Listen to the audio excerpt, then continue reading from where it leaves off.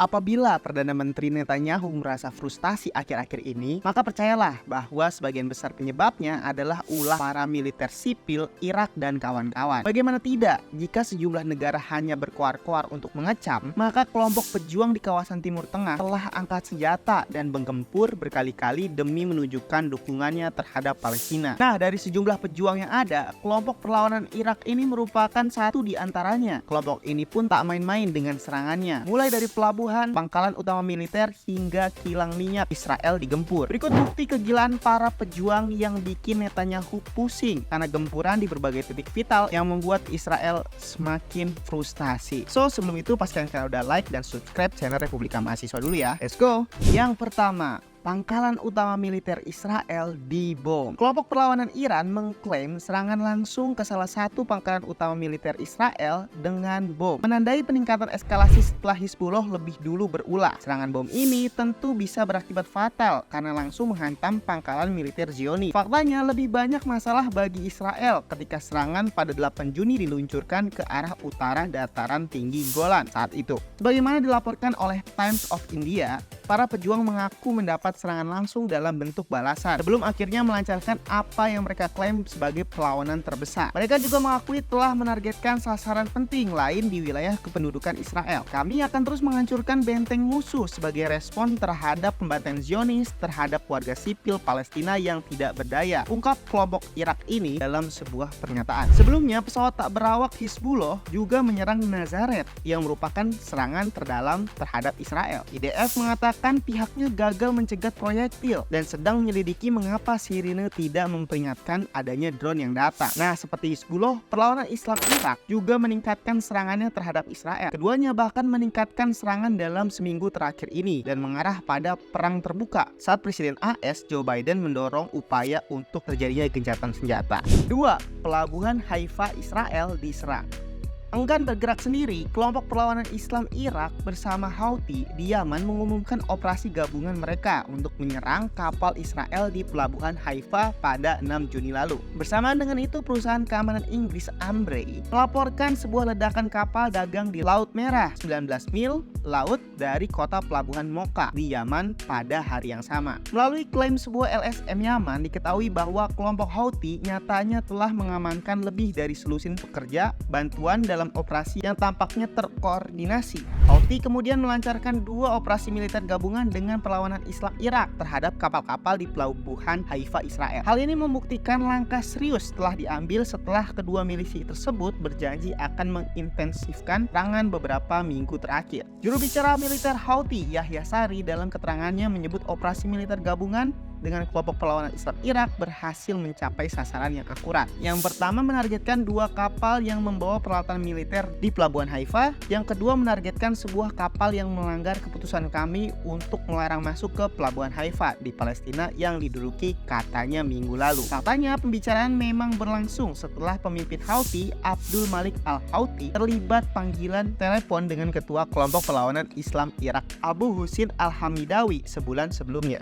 3. Sumber kilang minyak Israel diserang drone. Pejuang Irak ini benar-benar gencar mengarahkan serangan ke fasilitas vital ekonomi Israel. Tidak hanya pelabuhan, nyatanya kilang minyak di Haifa Israel juga menjadi sasaran utama kelompok milisi Islam ini. Alasannya jelas, kilang minyak yang terletak di Israel Utara itu merupakan penghasil pundi-pundi uang bagi negara Zionis tersebut. Rangkaian serangan yang dilaporkan pun terjadi beberapa kali, diantaranya pada awal April lalu saat perlawanan Islam Irak meledakkan hingga membakar kilang minyak dengan serangan drone. Adapun serangan lainnya dilaporkan terjadi pada pertengahan Mei yang menimbulkan kerugian besar setelah serangan diklaim tepat sasaran oleh kelompok milisi Islam Irak tersebut. Dalam rilis video yang dibagikan, tampak drone pejuang Islam Irak melesat dengan kecepatan tinggi dan menimbulkan semburan api yang sangat besar. Di sisi lain, pejuang ini mengklaim bahwa serangan yang mereka lancarkan adalah respon atas genosida yang terjadi dan dilakukan Israel di Gaza dan Rafah. Adapun IDF tidak langsung mengomentari serangan dan mengklaim tidak ada bukti atas keberhasilan serangan yang dimaksud. Menurut Badan Administrasi Informasi Energi di AS, kilang minyak di Teluk Haifa tersebut merupakan yang terbesar dari 2 kilang minyak yang dimiliki Israel. Kapasitas produksinya bahkan mencapai 197.000 barel per hari, sementara 1 kilang minyak lainnya ada di Asdod yang memiliki kapasitas produksi hingga 100.000 barel per hari. Kini kita tinggal menunggu saja kilang minyak Asdod ini menjadi incaran pasukan milisi Islam selanjutnya, sehingga Israel saat ini memberlakukan pengamanan yang sangat ketat di titik-titik vital mereka. 4.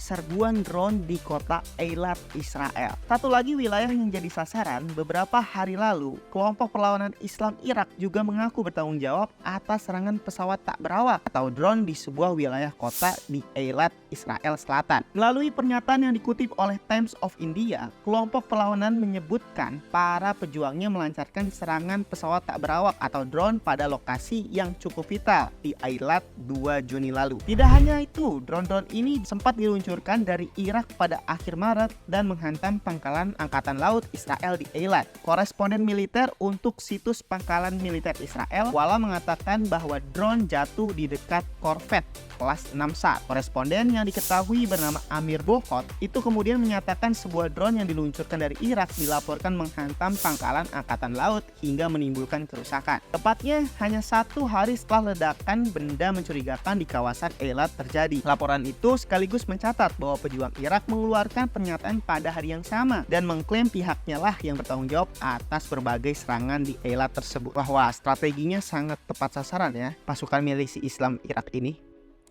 5.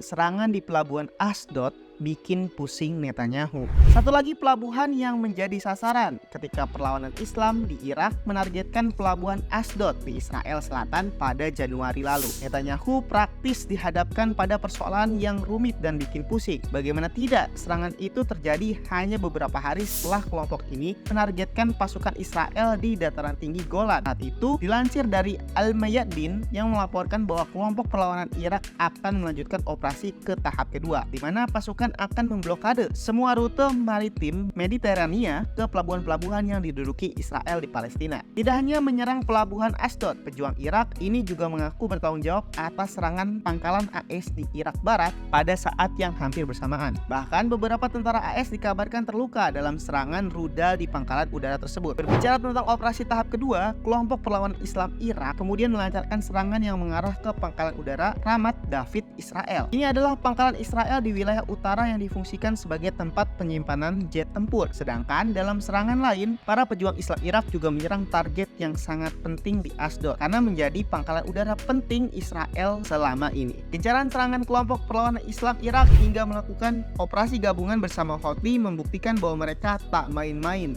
dalam membela Palestina.